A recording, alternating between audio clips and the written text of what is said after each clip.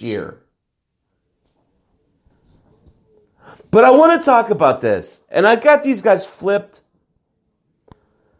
I really like Mike Soroka. Soroka's at number 22. His ADP is 72.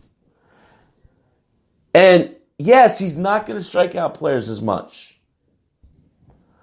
But his whip and his ERA is going to even... A guy like Mike Soroka allows you to take a high strikeout guys later and even out. 13-4, 1.11 whip, and a 2.68 ERA last year. These are all positives. Again, his strikeouts, he just had 142 last year. But that's okay, because you're going to pick that up elsewhere. Because for me, I'm trying to get strikeouts everywhere I can, especially early on. But then late, I'm focused on guys in that category. Relievers in that category.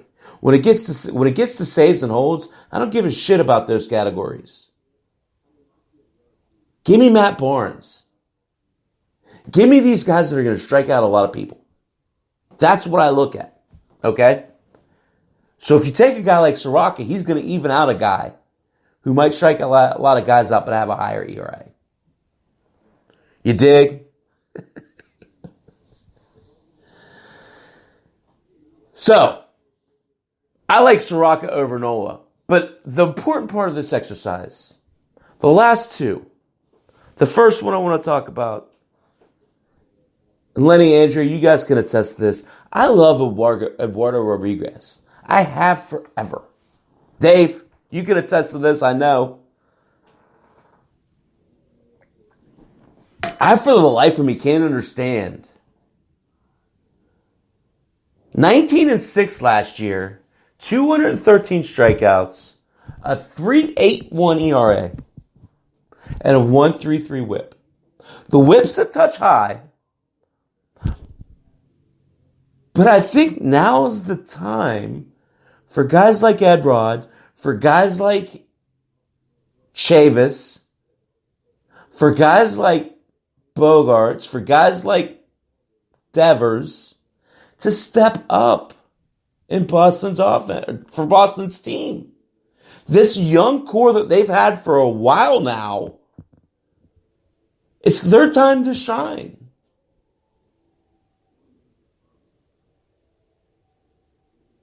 Who's a placeholder for a prospect on the rise? Andrea?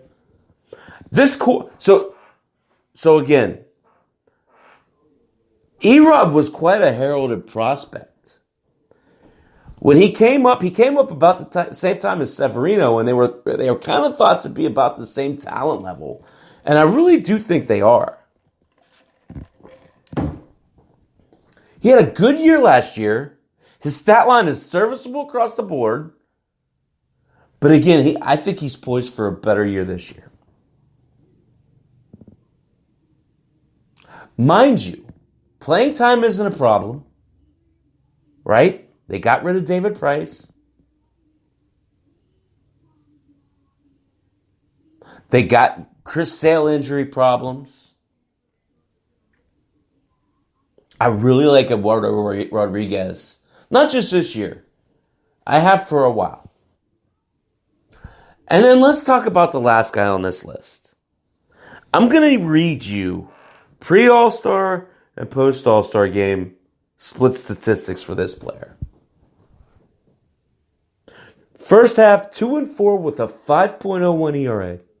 In 97 innings pitched, 111 strikeouts, and 49 walks. And in the second half, 4-4, 81 innings pitched, 118 strikeouts, and 7 walks. I'm talking about you Darvish guys. And it all comes down to a slider, right? And particularly the command of it. He found it last year after the All-Star break. and quite frankly look like the Yu Darvish that we all kind of got used to in Texas.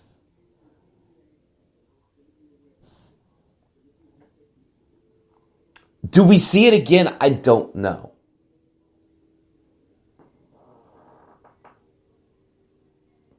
But I like where his head's at in being able to overcome adversity and be successful in the second half of the year. I think Darvish works really hard at this craft. He takes pride in being a good pitcher.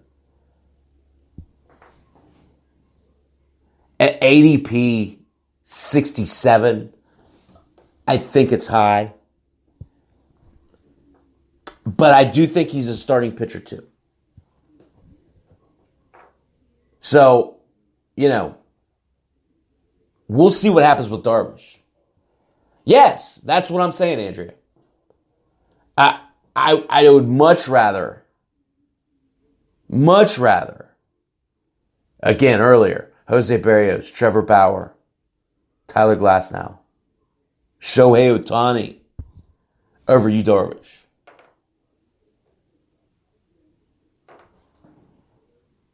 Isn't it great? Isn't this fun doing this though?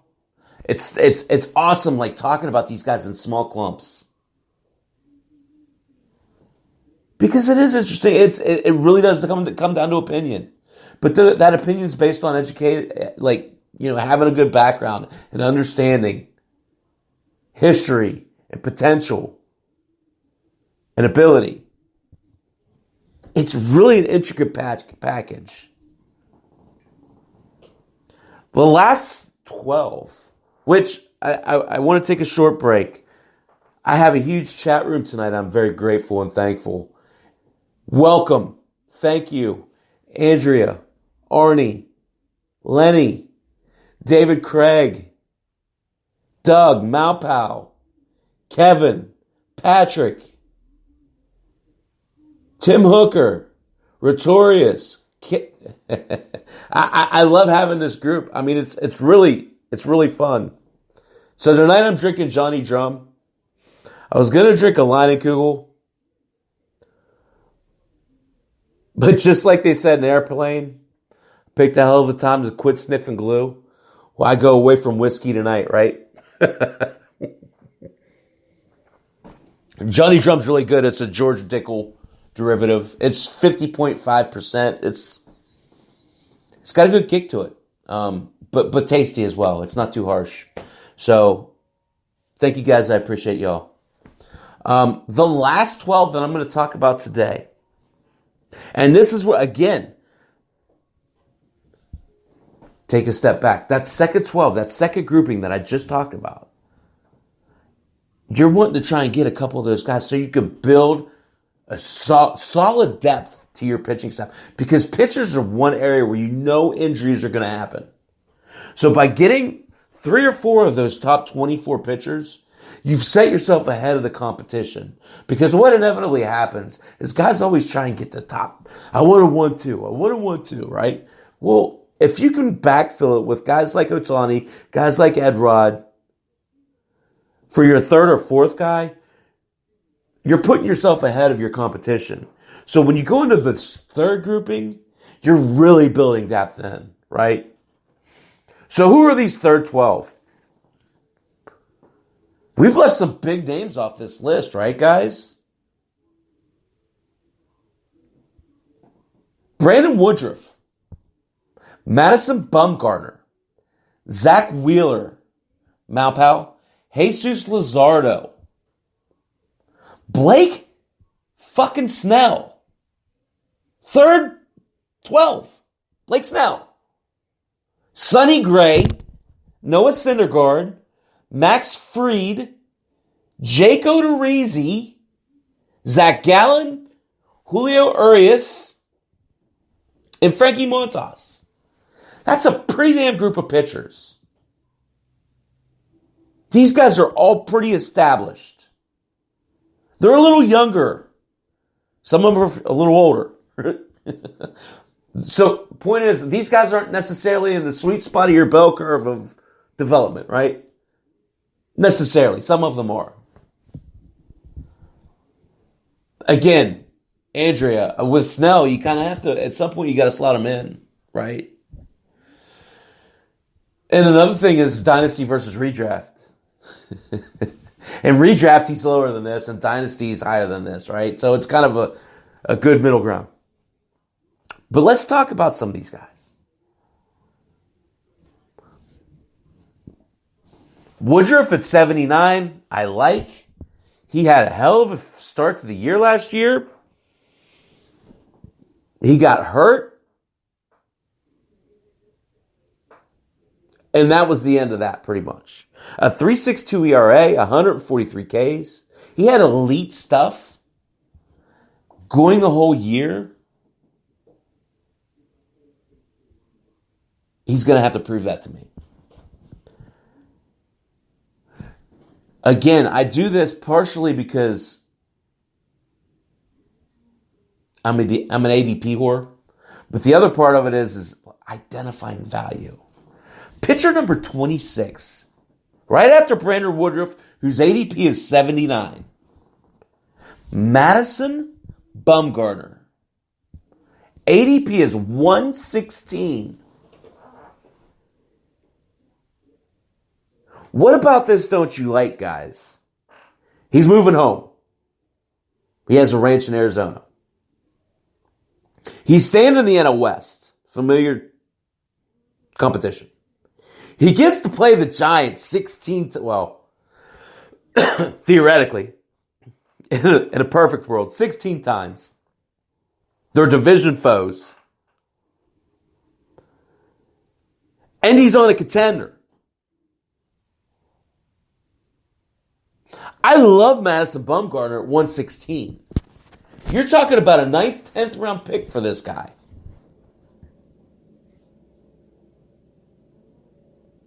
So, again, same practice as earlier. Bumgarner, Wheeler, Luzardo. Let's rate those guys. And then again, I'll throw in a kicker. Blake Snell. Where do you rate those four?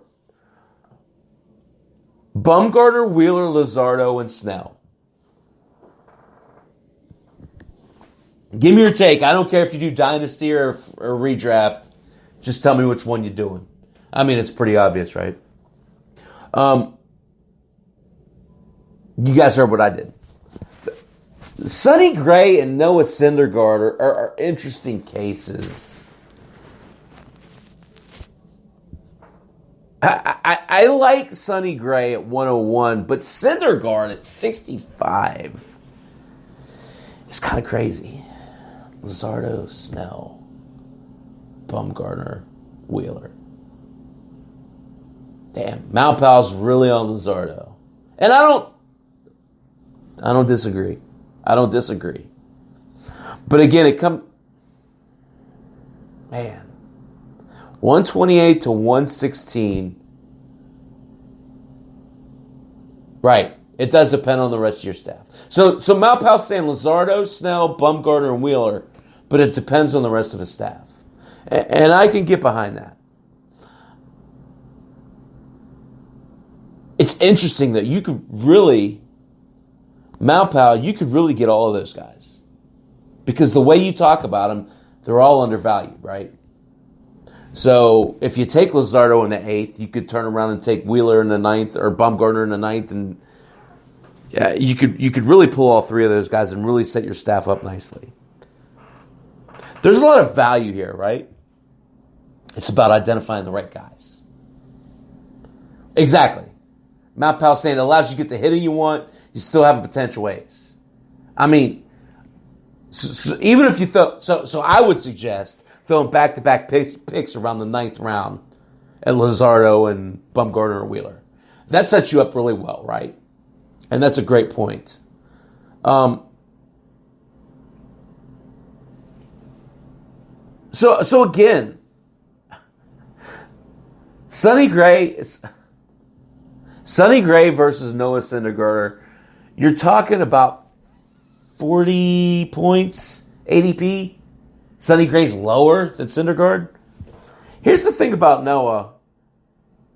His career's kind of gone on the toilet. I mean, every one of his numbers